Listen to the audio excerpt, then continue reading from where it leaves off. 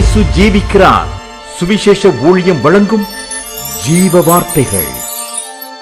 கிறிஸ்து பிரியமானவர்களே, ஆண்டவராகிய இயேசு கிறிஸ்து நாமத்தில் உங்களை யாவரையும் அன்போடு வாழ்த்து வரவேற்கிறோம். இயேசு ஜீவிக்கிற ஊழியத்தின் சார்பாக ஜீவ வார்த்தைகள் நிகழ்ச்சிக்கு வந்திருக்கவங்களை கர்த்தர் ஆசீர்வதிப்பாராக. ஒரு வாரமும் இதே நேரத்தில் இந்த வார்த்தைகளை கேளுங்கள், அநேகரை கேட்க செய்யுங்கள். ஊழியத்திலே பயன்படுத்த விரும்பினாலும் எங்களுடைய வெளியீடுகள் தேவையானாலும் எங்களோடு தொடர்பு கொள்ளுங்கள். நாம் ஒருமித்து அவர் நாமத்தை உயர்த்துவோமாக. இன்னும் அநேக செய்திகள் பாடலின் கேட்க விரும்பினால் யூடியூப்பில் ஜானிம் ஜெயராஜ் என்று சொல்லி அதில் டைப் செய்யுங்க, சப்ஸ்கிரைப் பண்ணுங்கள். ஆசீர்வாதமான வார்த்தைகளை நீங்கள் பெற்றுக்கொள்ளலாம். இந்த நாளில் தேவன் நமக்கு தருகிற வார்த்தை நான் வாசிக்கிறேன், ஜெபத்துடன் கேளுங்கள். ஏசாவின் புஸ்தகம் 45வது அதிகாரம் 11வது வசனம். இஸ்ரவேலின் பரிசுத்தரும் அவனை உருவாக்கிறவருமாகிய கர்த்தர் சொல்லுகிறதாவது, வரும் காரியங்களை என்னிடத்தில் கேளுங்கள், வரும் காரியங்களை என்னிடத்தில் கேளுங்கள். இந்த வார்த்தையில் கேட்கிற அன்பு நேச பிள்ளைகளே, கர்த்தர் இந்த வார்த்தை கொடுக்கும்போது என் ஆவிலே நான் உணர்கிற ஒரு காரியம் என்னவென்றால், இன்றைக்கு விசுவாச பிள்ளைகள் தங்கள் வாழ்க்கையிலே முன்னேறுவதற்கு ஏதுவான, தங்களை சீர்படுத்திக் கொள்வதற்கு ஏதுவான காரியங்களை தேவையில் வரும் பொழுது யாரிடத்தில் கேட்கிறோம்? யாரிடத்தில் நீங்கள் விசாரிக்கிறீர்கள்? நீங்கள் விசாரிக்க வேண்டிய ஒரே இடம் தேவ சமூகம். வரும் காரியங்களை என்னிடத்திலே கேளுங்கள் என்று கர்த்தர் சொல்லியிருக்கிறார்.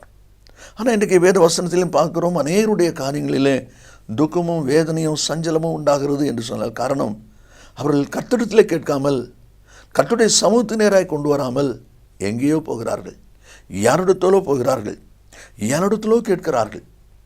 உன்னத பாட்டு 8:13 ஆண்டுடைய வார்த்தை சொல்லப்பட்டிருக்கிறது, தோட்டத்திலே வாசம் பண்ணுகிறவளே, தோழர் உன் சத்தத்தை கேட்கிறார்கள், நானும் அதை கேட்கட்டும். பார்த்தீங்களா?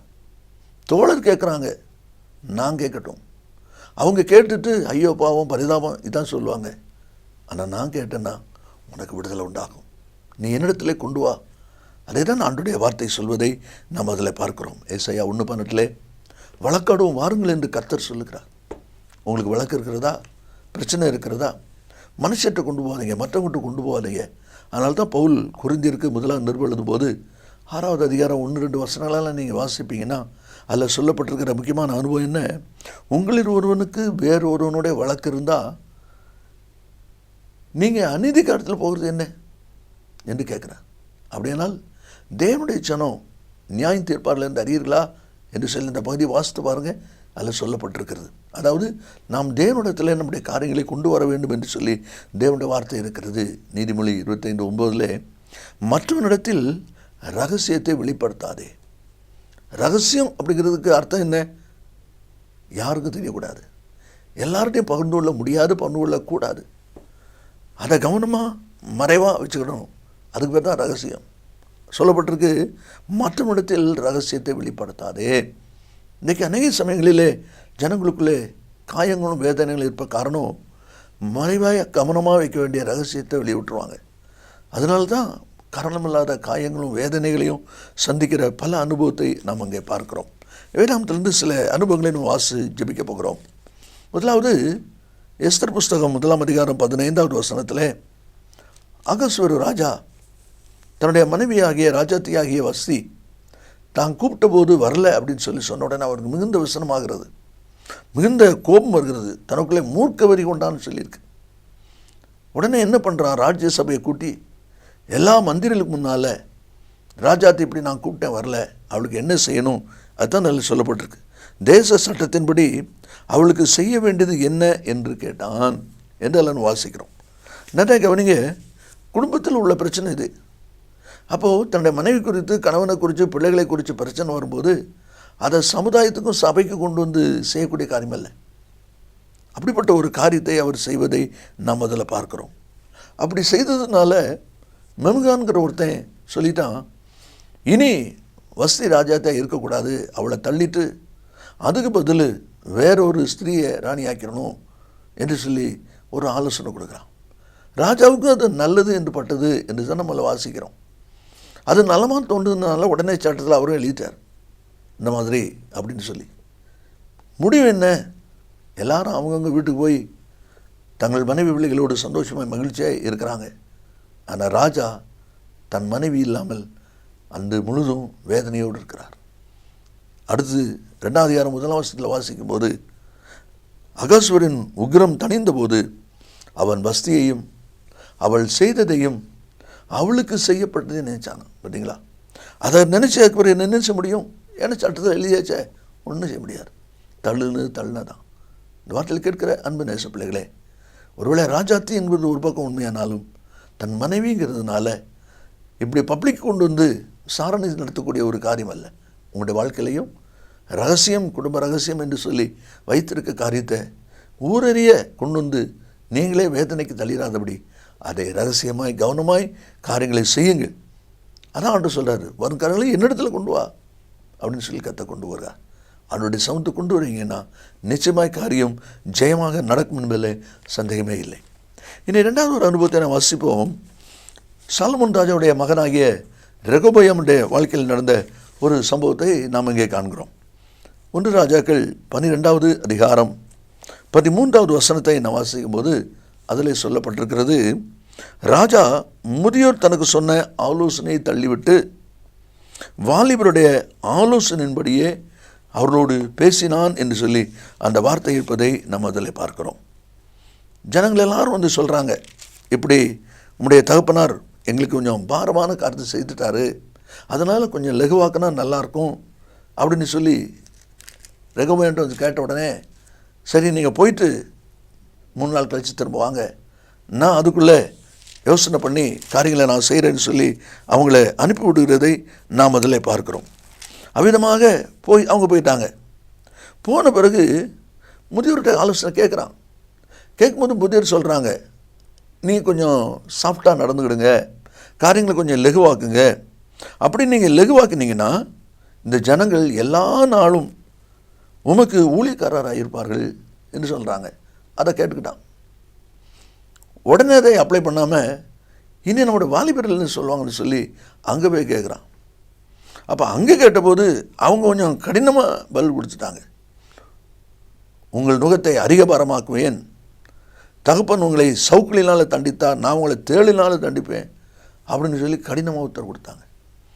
கொடுத்த உடனே ஜனங்களுக்கு விகற்பம் ஆயிட்டாங்க. இந்த ராஜ்யபாரத்துக்கு எங்களுக்கு சம்மந்தம் இல்லைங்கிற ஒரு நெருக்கடியான நிலைமைக்கு போயிட்டாங்க. ஜனங்கள் எப்படி இருக்கிறாங்கிறத பார்க்குறதுக்கு அதோராம் அப்படிங்கிற ஒரு மனுஷனை அனுப்பி விடுறான் ரெகொபெயாம். இந்த ஜனங்கள் அவனை கொண்டுட்டாங்க. இப்போ பயந்து போய் தேசத்தை விட்டே ஓடி போயிட்டார். ஏன் இப்படிப்பட்ட நிர்பந்தமான நிலைமை? முதியோருடைய ஆலோசனை, வாலிபருடைய ஆலோசனை. பார்த்தீங்களா? வாலிபருக்கு கேட்கக்கூடாதுங்கிறது இல்லை, என்னால் அனுபவத்தில் குறைந்தவர்கள். அதனால் இப்போ ஒரு பெரிய பிரச்சனையும் பிரிவினையும் போராட்டமும் உண்டாகிவிட்டதை பார்க்குறோம். இந்த வார்த்தைகளுக்கு இருக்கிற அன்பு நேச பிள்ளைகளே, உங்களுடைய பிரச்சனை வரும்போது, போராட்டங்கள் வரும்பொழுது ஜனங்கள்கிட்ட அவங்ககிட்ட இவங்ககிட்ட கேட்குறத விட கர்த்தர் சொல்கிறாரு, வரும் காரியங்களை என்னிடத்தில் கொண்டு வாருங்கள். கர்த்தரிடத்தில் கொண்டு வந்தால் அந்த காரியம் மிகவும் ஆசீர்வாதமாக ஜெயமாக நடக்கும். அதுதான் தேவனுடைய வார்த்தையில் நாம் வாசிக்கிறோம். இனி 3வது ஒரு காரியத்தை நாம் வாசிப்போம்.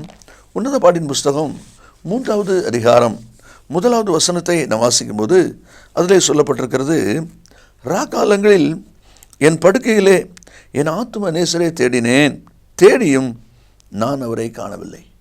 என் ஆத்தும நேசரை தேடினேன், தேடியும் நான் அவரை காணவில்லை என்று சொல்லுகிற அனுபவத்தை பார்க்கிறோம்.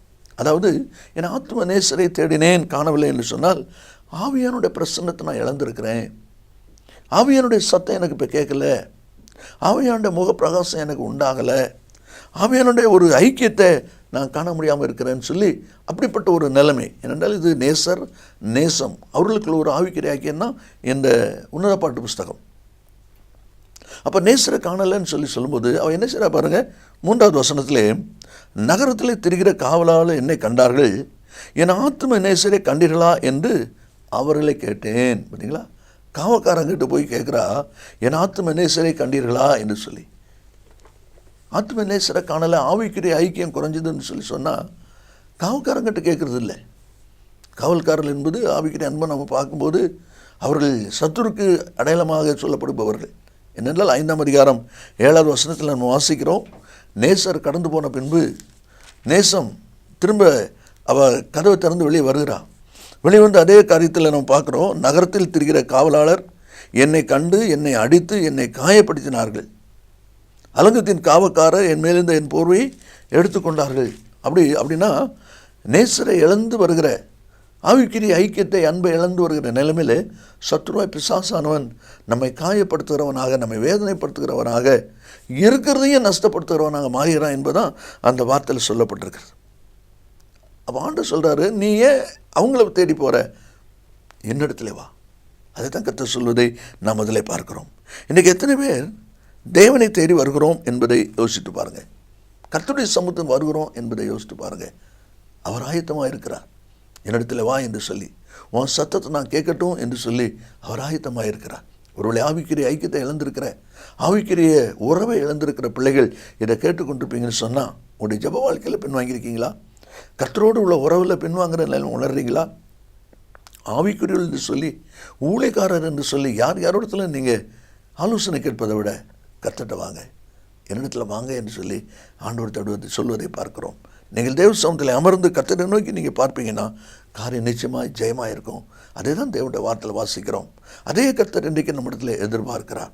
அந்த தேவனுடைய உறவை ஏற்படுத்திக் கொள்கிற ஒரு ஐக்கியத்தில் நீங்கள் சரியாய் கர்த்தரோடு இணைந்து வருவீர்களானால், எதில் நீங்கள் விழுந்தீங்களோ, எதில் நீங்கள் வழுகுனீங்களோ, எதில் நீங்கள் பின்வாங்கினீங்களோ அந்த இடத்துலேருந்து கர்த்தர் தூக்கி விட போதுமானவராக இருக்கிறார். அப்போ அவரை நோக்கி பார்த்தா தான் அந்த தூக்கி விடுதல் கிடைக்குமோ ஒழிய எங்கேயோ பார்த்து யாரிடத்துல கேட்டால் அந்த நன்மை கிடைக்காது. அதை தான் பார்க்குறோம். அதனால தான் ஆண்டவர் சொல்கிறாரு, வரும் காரியங்களை என்னிடத்துல கொண்டு வாருங்கள் என்று சொல்லி ஆண்டவர் சொல்வதை நாம் அதில் பார்க்கிறோம். கடைசியாக நாம் வாசிக்கிறோம் 2 சாமுவேல் 16வது அதிகாரம் 20வது வசனத்தை நாம் வாசிக்கும் போது அதில் சொல்லப்பட்டிருக்கிற ஒரு அனுபவம் என்ன? அப்சலோம் ராஜாவாகிறான்.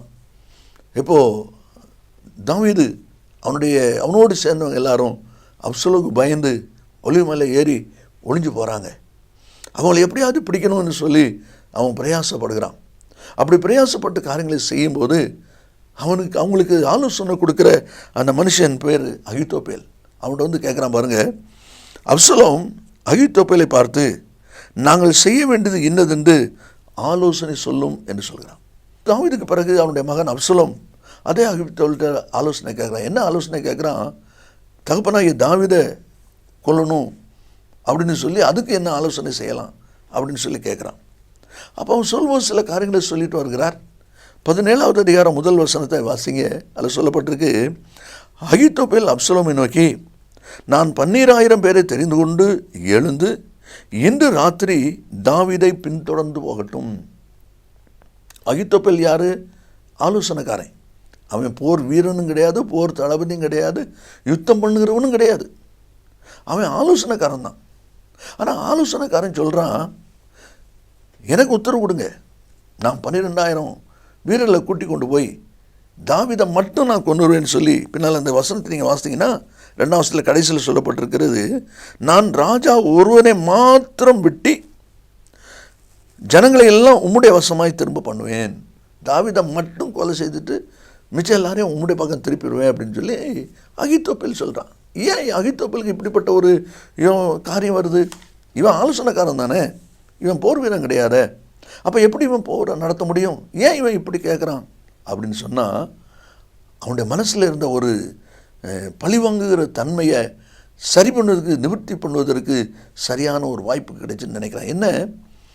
11வது அதிகாரம் 2 சாமுவேல் 11வது அதிகாரத்தில் ஜனங்கள் யுத்தத்துக்கு போகும்போது தாவீது வீட்டில் இருந்துட்டான். அது நிமித்தம் ஒரு சிறு இடத்துல தவறு செய்யக்கூடிய நிலை ஏற்படுகிறது. பத்சேபாள்ங்கிற ஒரு உரியாவின் மனைவியை நஷ்டப்படுத்தினான் என்பதை நம்மள வாசிக்கிறோம். இந்த பத்சேபாள் யார் என்று பார்த்தால் அதில் சொல்லப்பட்டிருக்கிறது எலியாமின் குமாரத்தி. இந்த எலியாம் யார் என்று பார்க்கும்போது இந்த அகித்தோப்பேலுடைய மகன். அப்போ இந்த பத்சேபாள் யார்? அகித்தோப்பேலுடைய மகனுக்கு மகள், அகித்தோப்பேலின் பேத்தி. அப்போ ராஜா தன்னுடைய பேத்தியை நஷ்டப்படுத்திட்டாரு அப்படிங்கிற ஒரு காயம், ஒரு பழிவாங்கும் சிந்தை இந்த அகித்தோப்பேல் மனசில் இருந்திருக்கு. இப்போது அப்சலோமுக்கு வந்து ஆலோசனை கேட்குறான். ஏன்னா இல்லை என்ன செய்யணும், தாவீதை கொல்றது என்ன செய்யணும், நான் போகிறேன் அப்படின்னு சொல்லுறதுக்கு காரணம் தான். பார்த்தீங்களா? அப்போ இவன் ஆலோசனை இந்த மாதிரி ஒரு இடத்துல கேட்க போய் அவனுடைய காரியம் எப்படி வருது பாருங்க. இந்த வார்த்தைகளுக்கு இருக்கிற அன்பு நேச பிள்ளைகளே, நீங்களும் ஜாக்கிரதையாக இருங்க. கர்த்தர் சொல்கிறாரு, வரும் காரியங்களை என்னிடத்துல கொண்டு வான்னு சொல்கிறார். அப்போ கர்த்தரிடத்தில் ஆலோசனை கேட்க வேண்டிய நம்ம தேவ சமூகத்தில் வர வேண்டிய நம்ம எங்கேயோ யாரையோ தேடி போவோமானால் அது நிமித்தம் நஷ்டம் சேரும். இந்த வார்த்தை தான் சொல்லப்பட்டிருக்கிறது. ஆண்டவர் சொல்கிறாரு, வரும் காரியங்களே என்னிடத்திலே கேளுங்கள். நாம் யாரிடத்திலே கேட்கிறோம்? நம்முடைய குடும்பத்தின் காரியங்களை யாரிடத்திலே கொண்டு போகிறோம்? முதியோர் ஆலோசனை, வாலிபர் ஆலோசனை, நம்முடைய காரியம் எவ்விதமாக இருக்கிறது? ஆவியானவருக்கு உள்ள ஐக்கியம், பிரசன்னம் குறையும் போது நாம் மனுஷனை தேடியல்ல கர்த்தருடைய சமூகத்தில் வருவோமா? நிச்சயமாக நாம் ஆசீர்வதிக்கப்படுவோம். இயேசு சீக்கிரம் வரப்போகிறார். நான் ஜெபிப்போம். நல்ல பிதாவே, நின்று துதிக்கிறோம். உடைய வார்த்தை ஆமென்றும் ஆமெனும் இருப்பதற்காக ஸ்தோத்திரம். இந்த வார்த்தை கேட்கிற ஒவ்வொரு பிள்ளைகளும் இதுவரைக்கும் மனுஷனிடத்திலே, ஜனங்களிடத்திலே ஆலோசனைக்கு போயிருந்தாலும் இனி அதை விட்டுவிட்டு வருங்காலங்களே என்னிடத்திலே கேளுங்கள் சொன்ன உம்மிடத்திலே தங்களை அர்ப்பணித்து சரண்டர் பண்ணி நன்மை சுதந்திரிக்க உதவி செய்வீராக. இயேசுவின் நாமத்தில் பிதாவே, ஆமேன் ஆமேன். கர்த்தர் உங்களை ஆசீர்வதிப்பாராக. ஆமேன்.